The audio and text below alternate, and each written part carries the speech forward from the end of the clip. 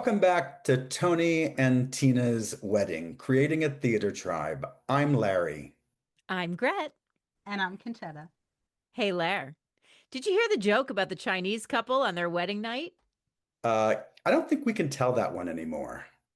How about the one with the son who tells his parents that he got the role of a Jewish husband in the school play? I don't think we can tell that one either. How about this one? Why are so many Italians named Tony? Because when they got on the boat from Italy, They stamped their foreheads to New York. Yay! Today we welcome the original Cadillac of caterers. The man who told the jokes before you couldn't tell those jokes. The first Vinnie Black, Kevin Alexander. What I would like to do, first of all, is to welcome you to this podcast. We're so happy that you were able to join us. And as one of the original members of Tony and Tina's Wedding, I mean, you were not just original, but you were like original, because you did the performances down at the American Legion Hall. And I would just like for you to talk with us to begin with a little bit about what that was like, if your memory serves you at all. Well, yeah, if the memory serves me. I mean, I think we did it twice, and I You don't did? know, you know better than me, and it was an experience. It was because it was very unusual, and you know the story, and I'm sure it's been told that when Nancy approached me and said, "Hey," because I know Nancy from high school, she was the drama queen, and I was the drama king, and we were in all the shows together, Neil Simon shows and a bunch of other things. So we were very close friends. And I believe we still are, except, the 3,000 miles separates us. That's all. I just had lunch with her when she was in New York. I was blessed, one of the very few who got to spend a moment of time with her. Oh, Anyway, so she's very dear to me, and all these people are. But when we started doing the show, and she asked me, because I worked in the restaurant business, I was going to acting school, I was bartending, I was restauranting, and she knows that I worked in many restaurants in Long Island and then Manhattan. So she said, "Yeah, why don't you play the caterer?" I was like, "Okay, sure, why not? What is it?" "It's a wedding. It's a wedding, and we're going to have guests, and we're going to have a band." And I was like, "Okay." And it's a lot of improv. It's all improv, basically. There was hardly any script. It was just a structure. And so we went to these rehearsals, and I don't remember. I think they were in a loft at one time. The beginning rehearsals, I was going to acting school at the time with William Esper, and this was very foreign to me. But anyway, so we started doing it, and it seemed like something was happening. But I remember standing in the corner with James Altoona, who played Dominic, saying, "What the fuck are we doing? What is this? What are you doing?" It's because we really didn't have an audience, especially for the rehearsals, except the one drunk guy at the bar who kept saying, "What's going on? Why is this wedding keep happening?" It's a BMW hall. And then we wanted to get some more people. I think that Larry, I think you catered the food first, or you or Mark Campbell catered the food. I catered, Juan and I catered, yes. Yeah, and then I started getting involved with that. But also, I needed more help. We needed help. So I lived with two girls in Chelsea, two of my restaurant workers in Chelsea. We lived together. It was like Three's Company, it was great. And my friend Lisa, I said, "Can you come and help us be a waitress?" So she came and helped. But as far as getting other people, I told them about it, and nobody wanted to do it because there was no money. We weren't getting paid. And it was just the joy of being able to perform and act. That's what actors do. So Mhm. whether they get money or not, it's just being creative and having fun and being with your friends, you Yes. know, that's the most important part, and these people became friends, and it was great. It was great for socialization as far as that goes. But yeah, and then I remember you guys approached Actors Equity because some of us were equity at the time, and they didn't want to know anything about it. They were like, "Okay, is there a script?" "No." "Where is it?" "Below 14th Street?" "Yeah, we don't want to know anything about it." Right. Just stay below 14th Street and we won't bother you. Right. Right. And then I think you talked to Joe Corcoran and Mark Nasser, he enlisted Joe Corcoran to play Dominic because we couldn't get our actor friends to do this because they thought it was so absurd, you And know? also, it was improv, and either you're comfortable with improv or you're not. Yeah, but some of them don't even know what the fucking word improv means. I mean, some people are just naturally just they're just personalities, you know, and that's the kind of actors that came into this show. They're personalities. You take Yeah, some of these actors, you know, you could have years and years of training or no training. I mean, you could just sure. come into this show and you shine because you have it. You have it or you don't have it, I think, you know. I did want to back up just a little bit because Nancy says that this character was kind of based on a restaurateur. Yeah, well, yeah, his name was Joe Black, and that's where I got the name Vinny Black. I just wanted to change it. I think we decided to change it around, and he was a maitre d' caterer, Manor East Catering Hall in Massapequa, which a lot of people call it Massa Pizza, you know, all the half Jews, half Italians. And I worked there for a little while with my friends. And so basically, I didn't base it off of him. I based it more his name. I used his name. I like the name Black, Vinny Black. And it was kind of like a mix of my father, Andy Kaufman's character, Tony Clifton. When I was 18, I got to see the concert at Carnegie Hall that Andy Kaufman Oh did, yeah. and Oh, wow. he did Tony Clifton. And then at the end of the well, first of all, I walk up to Carnegie Hall, and the concert starting. I was 18 years old. I drove in from Long Island. I parked the car. I'm really excited to see this show about Andy Kaufman and Dick Cavett standing in the front. And I go, "Hey, Mr. Cavett, so nice to meet you." And, you know, and then of course in the audience there's Rodney Dangerfield and there's Penny Marshall and there's all these like really famous people. Anyway, so I watched the concert. It's great. So the concert's over, and then he says, "Okay, you guys have been so good. I want to take you out for milk and cookies." Okay, so there's school buses outside. I'm like, "What?" So we all exit Carnegie Hall, and there's like 10 school buses, yellow school buses lined up. What? So I make sure I get in the bus with Andy. So he's sitting in back of me. I'm sitting in front in a seat. And we go to this high school on the west side in Hell's Kitchen, and we wait online to go in. And there's an old lady handing out a pint of milk, a little milk carton in cardboard, and a famous Amos chocolate chip cookies in a bag, and a press kit. And it says Andy's press kit from his mother. Oh, my God. So go online, we go sit in this auditorium, and it's a continuation of the show he did in Carnegie Hall. And eventually he had some of the acts. He had like a homeless man who I used to see in Times Square, like with no arms, no legs, playing the harmonica with his mouth or something. And he had him, he had these Times Square people, and then he asked women in the, you know, to get up and he would wrestle. So that's what I remember. And he had a Dixieland jazz band playing in the auditorium. So it was very unusual. But Whoa. anyway, going back to how, yeah, so I kind of based Vinnie Black on a bunch of people. And of course, Jerry Lewis, who was at the time my idol. Uh, Yes. since then, I've heard many bad things about him. So, Um, but we've all heard bad things about a lot of people. Okay. right, right. But also, I met him many times. Also, you know, it's when you meet your idol, it's wow, it's Yeah. unbelievable. And the first time I met him, I was 13. But yeah, I based the character on a bunch of people, you Mhm. know. And then Nancy was like, "Well, we want you to do a comedy monologue." It's like, "Well, I don't do stand up, you know." But she said, "Well, let's look. We love the Pat Cooper album because her parents, you know, all the Italians listened to Pat Cooper's album. Pat Cooper was a comedian from the 60s who used to do a comedy act about Italians and being Italians and having a football wedding. And that's what Yeah. was originally in the monologue, you know, hey, welcome to this football wedding. So they had Yeah. Italian heroes in cold cuts and they would Yeah. toss them back and forth to, hey, you want a provolone? Hey, you want a cucuggi? Hey, you got a goal here. I got one here. So the giant hero football, the Yeah, yeah. football wedding of just people would tackle people and it was just mayhem. So anyway, that was, you know, what we did the monologue. And That's so good. so it was a wild experience. And then I started catering it. I don't know. One day the food like got frozen and Mark Campbell, I think, catered or you did it and everything Well, I froze. was catering it, but I couldn't do the catering anymore and kind of Yeah.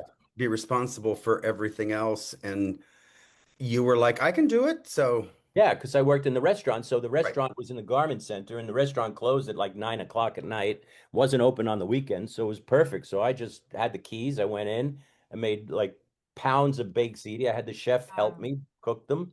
And then Joe hired me a car service, a Cadillac to get the food down to the VFW hall.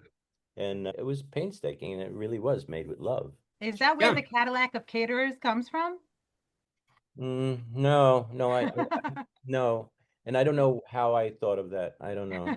My Well, one was always able to find the Cadillac emblem somehow, but that Cadillac of caterers, I do know that it was there right away. Yeah, I always wanted a Cadillac as a kid. My friend Mark Yeah. Shapiro, Jewish family on the block, they had the 77 Kelly Green Eldorado. You Wow. know, I'm half Jewish by, they were like my stepmom and whatever, and Sally Shapiro. But anyway, so they had a caddy in Long Island. It was a status symbol if you had a Cadillac.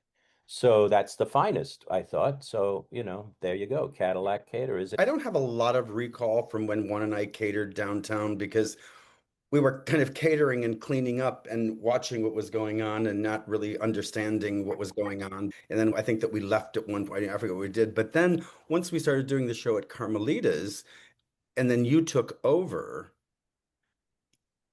you needed a staff. Yeah, and one of the fellow students in my class, John Goffredo, I said, "Hey, you want to be in a show? You want to be the waiter?" And it was Mike Black. And I think the next person we got was Joanna Coca. Yeah, you got me a wife, which was great. Right. You got me a family. I mean, it wasn't my idea. All of a sudden, I have this instant, Well, one week Kevin didn't have a family.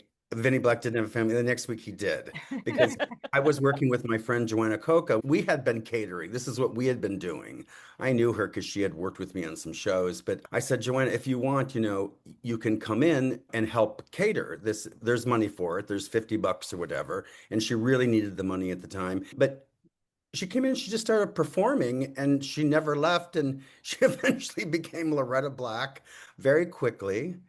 And then you had Judy Sheehan. I forget when Judy came in right, Nikki and as Gary Nikki Schneider, and Gary Schneider. who Right, played slow Mickey Black, right, right. And which of was course, interesting. I don't know whose choice it was. Was it his? Was it yours? to what? Play him slow. That happened later in the play. There was a mother who passed out, had a heart attack. This was over at Gus's place. So in the audience, this mother had a heart attack. So we moved her into the Oh. dressing room. She was an audience member, but Right. her son was about 35 years old, and he definitely was autistic, but he had these little finger puppets. Ah, And he loved Gary. And I don't know if Gary was already this autistic character. Things happened then so quickly. speaking of Mickey Black, when I was around 25 years old, prior to doing Tony and Tina's wedding, I was dating this girl in Long Island at the restaurant, and we went to come in and see the Fantastics off Broadway, Mm. and I fell in love with this actor who was playing the Indian. He was so funny. So yeah, I forgot about him. So I did the show in New York. We went to LA, did the show in LA. And when I decided to come back to New York from LA, I got back in the show, which thank God I did, because look at all the people that I met and the family. Yes. I don't really have a family, so they have become my family. But I saw this guy playing the waiter, Mickey Black, and he was playing him slow. And I'm like, I know him. He was the Indian when I saw it 10 years ago in the Fantastic, so I loved. So that was Bobby Oliver. God bless Yeah. his soul. Yeah. One of the original members of that cast of the Okay. Fantastics. I think he was extraordinary. He, Yeah, we had it was a joy to work with him. We have to stay in character, obviously, for the whole fucking show, mostly anyway. But he would do things with me. I would just crack up. I couldn't keep a straight face. And Nasser was involved in that stuff. And Mickey Black had this little mouse that he'd wind up this, and he would go sit at these old ladies' tables. He was great with, I hate the word table work. It just sounds like, you're working in a restaurant, but that's what it was. We had table work when you go talk to the audience. So he would go sit with these old ladies at a matinee, and they're all enjoying the show and gray hair and drinking their pink squirrels. you know. And all of a sudden, he'd like, look at he'd put the mouse, he'd wind it up and then put it on the table. And it just in the movies would scream, oh my God. Oh, he was so great. And then I would find out about it. This is during dinner. And they would call me over, like Nikki Black, whatever, Uncle Mickey, come over to talk to Vinny. She'd go over to the bar and it'd be like, what are you doing? And I would just start yelling at him, what are you doing? What are you doing? He would start crying. Yes. And once he started crying, I couldn't hold it in. My- It was like Harvey Korman and Tim Conway. It just like the Yeah. scene was just Yeah, like he was a terrible. highlight of your staff at one point. I mean, there really have been so many. Oh, I could tell stories about everybody, but Yeah, there's not yeah, enough time, you know. yeah. But we kind of skipped generations of Tony and Tina and the years, but that's okay, I guess, you know. Well, I mean, listen, we went to LA, we came back, and then there was the opportunity to direct the show in, I believe, Buffalo. Right. That's the first time I was directing Right. the show. And so you went out and you directed Buffalo. Can you tell us a little bit about that? Was it to go out and do that? Well, I'm just thinking Kevin's of, going to enjoy this one. Yeah. Okay. well, I'm just thinking about the things that happen not even in the show, the stuff that happened outside of the show. I don't know. I just there's so much, but it was a great experience. And I cast Denise as Tina, and Yes. she was brilliant. And she was dating Scotty, and Scotty was Tony. So it was perfect from a producer's standpoint. It's great because you only have to get one hotel room. That's right. Yeah. Uh, but it was good. The first day we get there, Joe puts us up. He says, go to this apartment building to stay because we were going to stay for like a month or so. Me, Scotty, Denise, and I think it was Michael Rapicelli as Donnie Dolce. So we show up at this apartment building, and it turns out it's like a Section 8 fucking building. We walk in the hallway, there's a fight going on, there's macaroni and cheese pots in the hallway. I'm like, Oh man.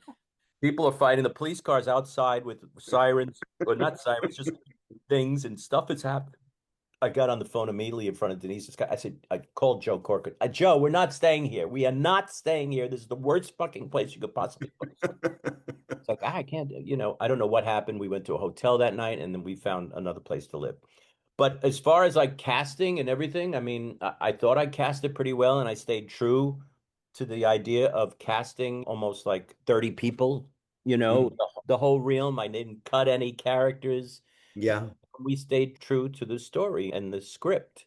There's nothing I added craziness, you know. I think I did at the time it was Britney Spears. Oops, I did it again. Yes. Yes. I did that for the Tina's dance and I kept the fan in. I tried to keep everything and every moment that all the actors came up with and improvised, I kept in. Sure. You know this through the years, Larry, directing it. You know, if an actor comes up with something that's brilliant, that gets a laugh and is brilliant, you want to keep it in. Of course, because then they think the director is smart. Right. So, I mean, that's happened a lot, you know, and how Yes. as the show has changed and transformed over the years, some of it good, some of it bad, you know, Yeah. that judgment later.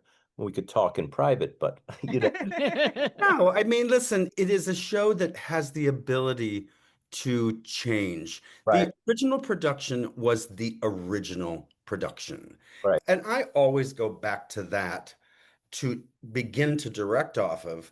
But I always put in things that worked in other shows right, because we were able to discover more as we went on. Because, you know, Kevin, speaking about that original time in New York, I mean, we worked a lot. I mean, we were getting success, but still we were working and changing. And every single night, the show was like a workshop in improv.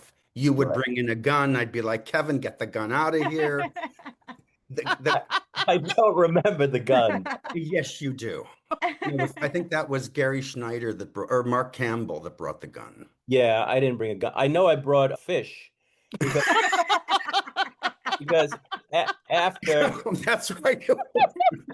so after dinner, I would go around with my breath mints, and I came up with that too. But I used to go around, I would go up to the audience and say, would you like a breath mint after dinner? They say, yeah, sure. So I pull Banaka out of my, and they open the mouth and I spray it in their mouth. Yeah, that was great. Randall reminds me that after dinner, I would walk around with a fish on a platter, like, because I went down to Gus's. I just took everything from Gus's. Like, I took the most expensive Parmesan cheese and put it in the salad dressing. He didn't know about it, you know. But anyway, I took a fish and put it on a silver platter, and I walked around and I put a cigarette in its mouth. I said, "Would you like some smoked salmon?" Oh my God. And then I would go around and recycle the champagne. And Joanna and I did that. We loved that. I'd go around after dinner, Yes.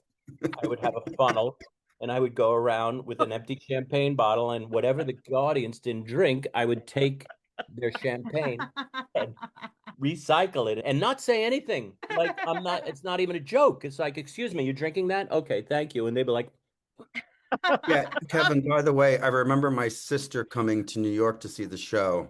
And as we were leaving, I think Joanna, with her beaten brow, was over there still as the audience was leaving. You probably had said, "Get over there and finish that right, tape," right, because you could be mean to her. But my sister said, "She's pouring the champagne back into the bottle." right. Yeah, yeah, she Yeah, I is. don't know where that mean streak came from, but Vinny did. Oh my God. Well, you had to be in control. It was tough. So, so when I saw them, I think it did this with Nikki Black. I might have done it with you, Conchetto. You might have seen it done when they would just like be slacking off. I would punish them. We had pillars and Gus's and Vinnie Black's and with mirrors on it. Oh, Go out, get a bottle of Windex and say, go over there and clean the mirrors. I would have to do something. But at work, you never be idle, always doing something, you know? So I came up with all these things. It was like I was a torturous fucking father, you know? And so Yeah. good. Well, Kevin, we'd like to bring somebody in who can speak to us about how torturous you were. you should, you should. So I think you'll know her well. She had a lump on her chin. Oh, you mean Carolyn Scott? Yes. Carolyn, are you there? This is like it's what's your life? This, yes. The life. Carolyn, he said you didn't do a damn thing, that you stood around the whole time, I did. I hung out in the dressing room. I and, did and, not. and that you wouldn't Windex the windows. No, but we had awesome physical comedy in the back kitchen while at one time Nancy was There like, was a "What is going separate on?" show. There was a separate show in the kitchen throughout the So, entire. so by the way, joining us here is Carolyn Scott, who played, At forget, Black and many other characters. I was brought in to be a swing understudy, but more specifically for Liz Dennehy, who was going off to do a soap opera or something. yes. And so I was originally brought in for that, and then ended up doing Madeline. And I was in talks to do Sue Barron, Sue's role, and then didn't need to do that. So then I was more of a utility swing, I guess you could call me. Hanger on. That's what I was, the Canadian hanger on. But what was your character's name? The one that had the big Teresa Louise Black. Teresa Louise Black. I stole my sister's name. And how was Kevin to work with? Just give us the scoop, okay? Because we're trying Crazy. He was crazy. He was wonderful. Oh, there were things that he was able to get away with Vinnie Black behind those sunglasses that a normal human being would not be able to. But within the improv, within the entirety of the show, outrageousness coming out of that man. But, you know, once those glasses came off and that toupee, which always killed me, is because he had a full head of hair. It still does. The toupee was the best. Yeah, the toupee was the best. I need to see a picture of that. Yeah. Ah, fantastic. It's in the Smithsonian. That original toupee. There's some YouTubes of me doing the comedy monologue or whatever in Wisconsin, a show, and it's on YouTube. I remember with Carolyn, you know, in the dressing room, we sat next to each other, and I don't want to say I came up with the mole, but maybe you came up with the mole, but I wanted to change it every night and put it at a different place. So she let me do that. Yeah. So one day it would be here, one show would be here. One on the eye. Yeah. Right? The Cocoa Puff. It was referred It to was as the the Cocoa Puff. Oh, and we loved the mole. And the fact that you're such a sexy young lady you're still sexy, but you were younger, and you transformed into this like frump, like really Well, like. I found the reason that change was made because there were so many sort of like babylicious babes within the cast itself. And frankly, you started getting hit on. because you've opened up that door within the reality of the show so that you're just part of the group. So, yeah, so it was kind of a defense mechanism. It's like, well, nobody's going to be touching this. Nobody's going to come near this. I can travel around. And it was a really wonderful opportunity to be able to observe a lot of what was going on without people sort of reaching out to me because they were kind of afraid, I think. Did you have an accent? Yeah.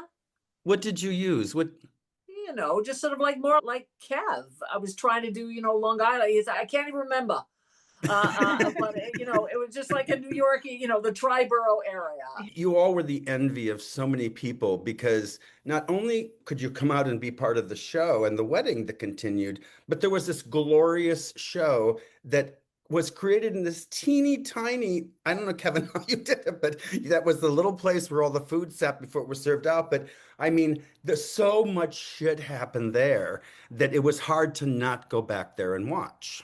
Yeah. Right, at Gus's. Yes, that little sort of area with Randall and I, with Vlasic and I, Right. and then Kevin coming in, Joanne coming in, that was off the bar and off the And fire so that was escape. the entrance to the dressing room also. I mean, Yeah. the door to the dressing room. So Yes. actors, would go into the dressing room to retouch their makeup or do something. So they'd have Yeah. to pass us and they'd see what's going on. And we would just perform for ourselves. I mean, the whole physical comedy of this and the noise, the chafing dishes, I would just throw the chafing dishes down, bang, consume, and then the platters. And then we did this physical comedy where we slide all over the platters, falling down like ridiculous.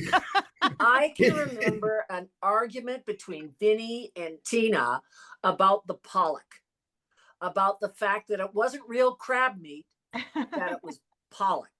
That she was like tearing him a new one. And it's like, well, it was so expensive. We couldn't do the real crab meat. It's too expensive. This was the prosciutto and the ziti. The prosciutto and the ziti. The prosciutto. Yeah. Yeah, there was never a prosciutto. Oh, the port wine crackers.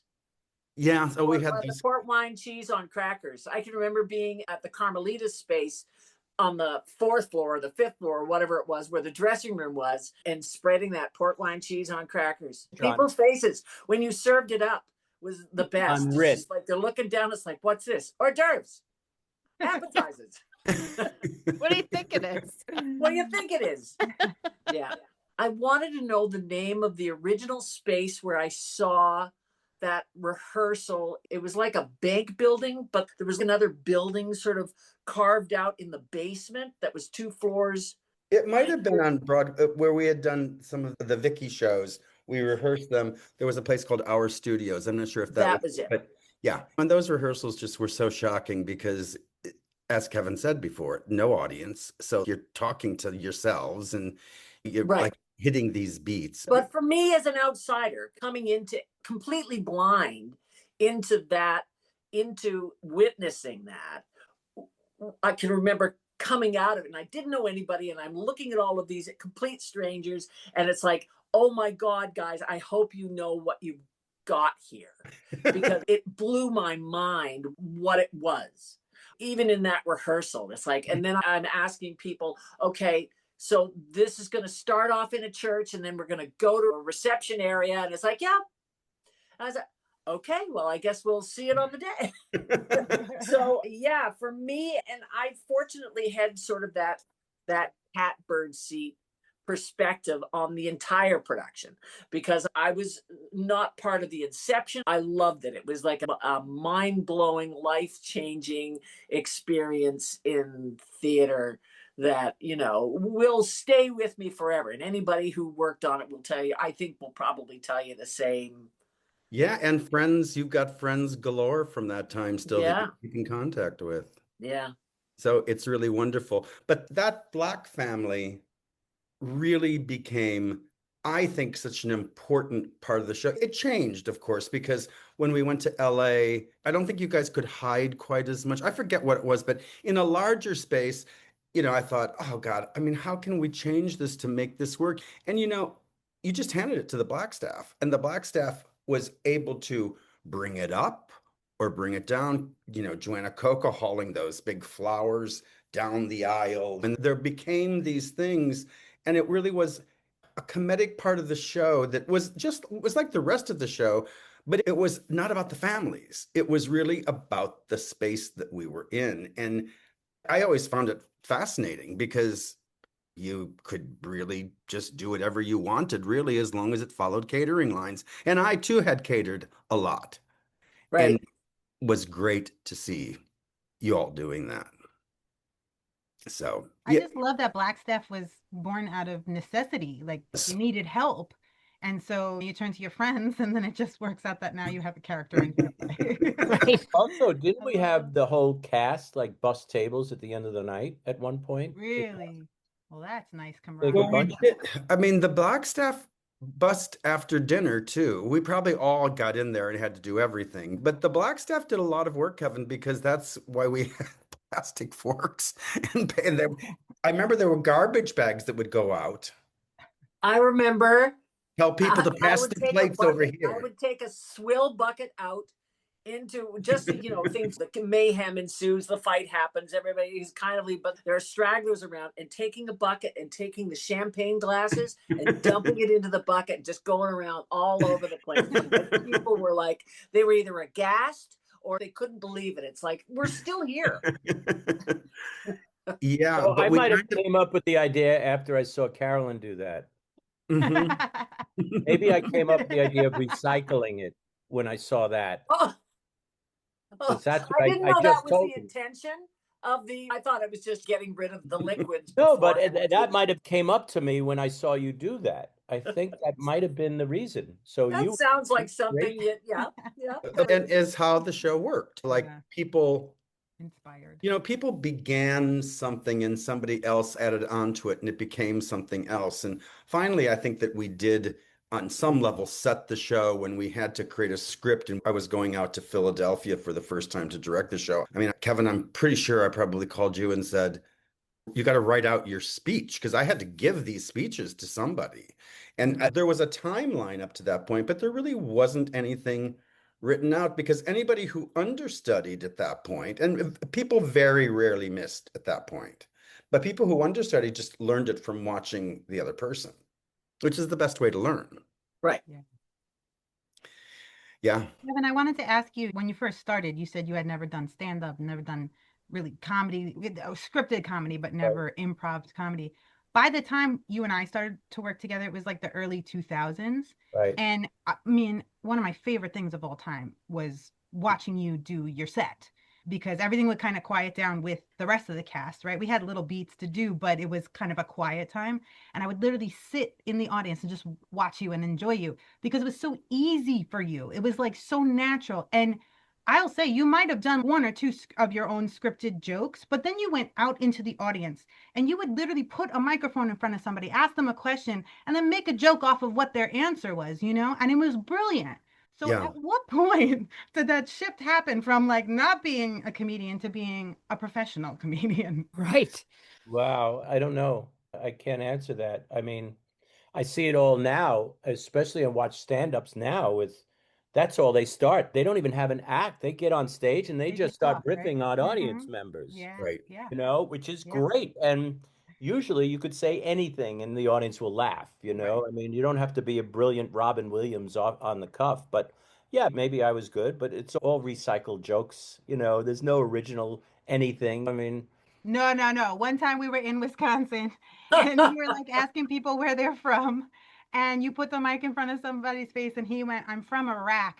And you turned the mic back onto yourself and you went, there's nothing funny about Iraq. And like just kept going. The audience fell out, got applause, everything. I It guess was that like, was during the war. Maybe, maybe. Yeah. It was very special. And you yeah. could have a whole different podcast as a theme of the audience, talking about the audience and the actors' interactions with audience. I'm thinking like the bathroom and the cocaine and the drugs, which I never experienced. I mean, I went in there briefly for a moment or two, Yeah. but other cast members have been in here and I just hear it was just, you got to get like Tony Lauria and Timmy Monaghan on Yeah. here Yeah. because they really did the whole bathroom thing. And you had all these shows going on. It was like a three-ring circus. Like they do these new shows now where the audience follows people around and you see something and you see something, then you get all around and talk about it. That's what Mm. we did. Yeah. Right. And then the audience would, at the end of the show, oh, I was in the bathroom. What happened in the bathroom? There was a whole show in the bathroom. There was a whole show at the bar. There was Yeah. whole shows everywhere downstairs by the coat room. Yeah, and there was enough time because typically it was during the dinner section Right. where we had a little bit more time to kind of relax and do some of those things because if not, everybody really had to be, except for the black staff, had to be around the central area. But it was a very, very special time when you two were doing it up there, especially at Gus's place. I do remember Carmelita's. That seemed to go very fast to me for some reason. I don't know, because I would spent my whole time telling the cast to not dance in the middle of the floor because the floor was going to cave in because that was like the worst floor. I hopped on to say we need to talk about the road trip to LA with Mark at some point. Yeah. We obviously don't have time now, but he brought it up and we have so many questions. Well, that was a whole experience in itself, the trip going to LA. I know there's so many more stories we have to get to, but I'll tell you this one thing. I was so pissed off and so mad because you hired this woman to play Pat Black, I think it was. Oh, this one waitress. So they had hors d'oeuvres. They'd be like gabagol and salami on the platter, She wouldn't serve it. I'm like, why won't you serve it? I'm a vegetarian. You're a fucking waiter. Serve the fucking food. Are you crazy? You don't have to eat it. And that's Kevin and Vinny coming out at the same time. But I just let it go. Give her the fucking crudités. She's a vegetarian, but you're an actor. Act like you fucking eat meat. Oh my God. But did Nasser tell you about the time he almost got arrested? Do you know about that? Oh, yeah. No, we all know about that, but he did tell us the story. But he does say that you came out and said, he's in a show. I did. Nancy was like, when she's breaking, like, what the fuck is he? Where is he? Go find out. So I had to go outside and I see the two of them at the cop car with their hands on the roof and the cocaine on the fucking bags on the Oh my God. Is this in LA? I did not hear the story. No, this was in LA, Carolyn. Nancy's like, Mr. Pellegrini, over here. So, where is he? What the fuck's happening? I said, I don't know. But Kia and Tony and these people can only sing so many songs before we have to begin the show. Right. But luckily, Mark got right in there. Well, we will have a lot more of those to talk about, and we will talk more about the Los Angeles show. And then I would like to get you on to talk to you about the tour and what that is about, Kevin. So, we will absolutely do that. Thank Kevin- you. Kevin- Yeah, no problem. It was Yes. fun. I'll see you guys. Bye. Thanks. Bye, Kevin. thank you so much. And then I went up to Tom Waits, the singer, and I never heard of him before, but somebody told me, oh, that's Tom Waits online, waiting online for the food. And I said, oh, I love your song, Piano Man. It's fucking great. In this episode's Pictures for the Album segment, I chat with two of my besties from my time at Tony and Tina's wedding. Enjoy. So I'm here with two of my very good friends from our New York City run in Tony and Tina's wedding, Scott Blashin and Nick Basile. Hi, guys. It's been Hello. Scott, do you remember about when you auditioned and got the role of Barry? I think it was around 2003 or 4. And I remember it was parallel to, I think, Ernie and Danny a little bit later coming in. And I was living with those two shortly afterward because the reason I moved to New York, my girlfriend at the time, she went back to Denmark and I stayed there and moved in with Danny and Ernie and just started talking theater. Ernie was writing, we were doing scenes. So that at least gets us to you meeting Ernie and Danny, and that's how that happened. Your living situation with you living with them, that makes sense. So then, Right. Nick, did you audition at probably around the same time that Scott did, and were you cast as a swing I understudy? never auditioned for the show. Oh, I okay. just was an illegal alien that kind of just came into the show and never left. So Greg Bach, he said, hey, why don't you come and do Tony and Tina's wedding? I said, yeah, all right. He brought me in just to sit in the back and watch, right? And then I think Marcy said, can you show up later in the week to do Blackstaff? I said, that's the thing is I never met Larry until I eventually was there and I was like, who is that? And they're like, oh, that's the director. So I never got hired per se. I just started being paid. That's so funny. But I feel like that happens so much with Tony and Tina's wedding.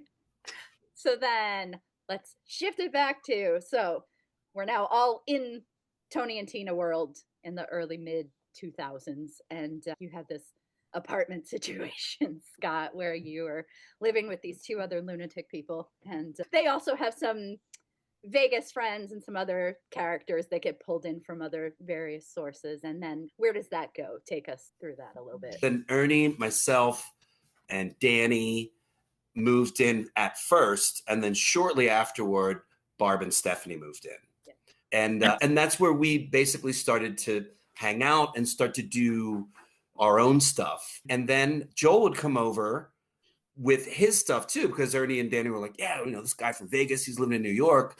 And then he would come over, and then Christy started coming over, Melissa started coming over, and then we would have these reads and jam sessions as well. So often after a TNT show, we would all just come over to 100 Broadway and then do reads of Joel's and Ernie's stuff to begin with, in addition to other stuff. It was, what would Ernie say? Pure theater, dude. Bro, pure theater. Oh. And so I think I approached the D Lounge underneath the Darryl Roth Theater. What a great space that was. I loved it. It was a very intimate space. Yeah. You know, we did original music to it, some tunes. They weren't musicals, but a lot of music. And Jana, who's Joel's partner, would choreograph all of it. And so we'd have movement, and she would come in and dance. And Nick started coming into the scene. And then it just became this thing called Boone Theater.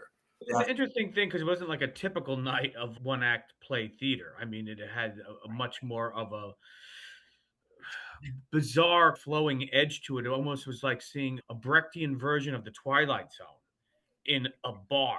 And you're like, I played a singing telegram once. Right. I played a woman. I played a woman. I played a plant. Right? Yes, you did. Let me go back for a second, because you also met Stacy at this time through really TNT, right? So can you tell us that story a little bit? Yeah. So basically, Dina Rizzo, who played Connie, Shumai Barry, had brought Stacy one night because Stacy and Dina were friends for years. They went to school together. And then she came to the show one night and saw it. And then we hung out afterward at JR's. Remember that place? Yeah. All these places are gone now. They're all gone. Yeah. So that's how that happened. So we went to JR's, and then we hit it off, and then we started dating, and I live with Stacy in Asheville, North Carolina. And I've got 2 kids. Yeah, I was going to say, and your babies. You have lovely children. After that, Boone kind of went its separate ways. And then the 3 of us started working on a project called the Grand Guignol. If you want to talk a little bit about that, Nick. It was one of the many unrealized projects that you spend 2.5 years of your life on that never comes to fruition. But it was a theater of horror, and we were going to recreate a sort of element of that where it was going to be a very experiential thing. So that was the whole thing. We actually just decided we were going to pretend to put on a show so we could have I get to do all these really cool Adam things. Rapp and talk to Tom Savini and get tours of Skywalker Ranch. It was the best kind of project that never came to be, where we met with all the best experiences people around. Right. All those experiences were stemmed from the Grand Guignol of us just saying, we're going to produce this show. Why don't you come and have dinner with us? Then the only other part I think we can talk about a little bit is personally, friendship-wise. I was at your wedding, Scott. You came to my wedding. Nick was the officiant for both of us. I remember at your wedding thinking, oh my God, if I ever get married, this is the kind of wedding I want. Because it was so just different. And obviously, having worked on Tony and Tina for so many years, it was like, no, I do not want a traditional anything. Well, you got to figure, when I started, Jimi Hendrix was our father, Mark, and he was this older Irish actor who just had a great presence and voice. But when he left, Scott then got the contract, and then I started doing it too without a contract.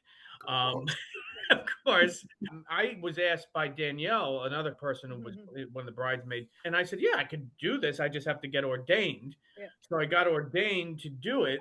And then it became a thing. About 5 years into me doing this, then everybody had their friends doing their weddings. But I was kind of on the early side of this. Where you started it, Nick. I kind of started. It was like we're going to give you the credit for it. But because Scott was Father Mark, then since he was getting married, technically playing Tony in his own wedding, then I needed to fill in and play Father Mark at my Yeah. wedding. Yes, exactly. Right. To wrap up this segment, I'll just ask if there's any one memory that sticks out in your brain of any interaction that you had at Tony and Tina that still to this day makes you laugh.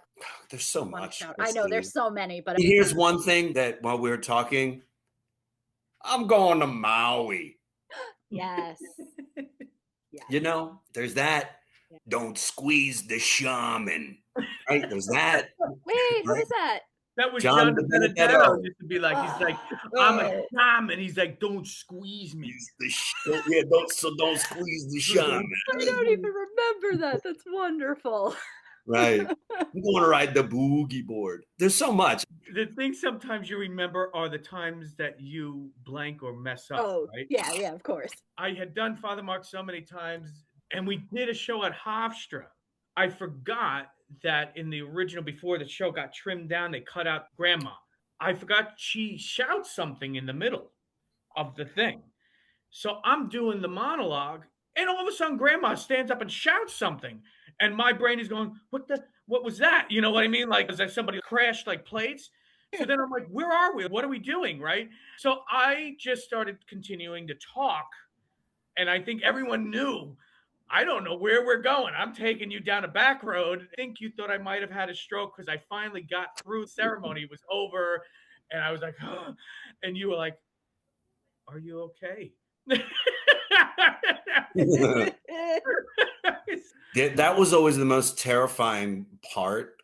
I mean, the potential to get derailed. And if you did get derailed as Father Mark, it's the longest scripted part of the show. So if that kind of went haywire, there wasn't really anything to just jump in and take over. And you have to somehow bring it back. But I like it because Tony and Tina's was almost a boot camp for a lot of the improvisational stuff that I do now, and allowed me to have the comfort with just inventing and listening, always listening.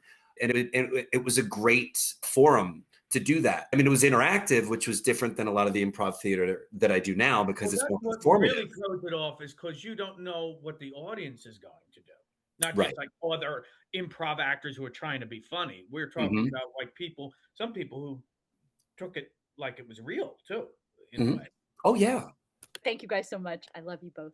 And I'm so happy you've been in my life for this long. I love yous all. You're all good looking. Tony and Tina's Wedding, Creating a Theater Tribe, is a production of Virtual Arts.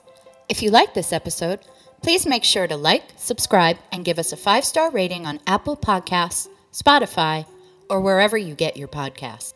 And join us over on Instagram to see photos and archival materials related to the episodes. Join us next time for our conversation with Thomas Allen, the original Joey Vitale.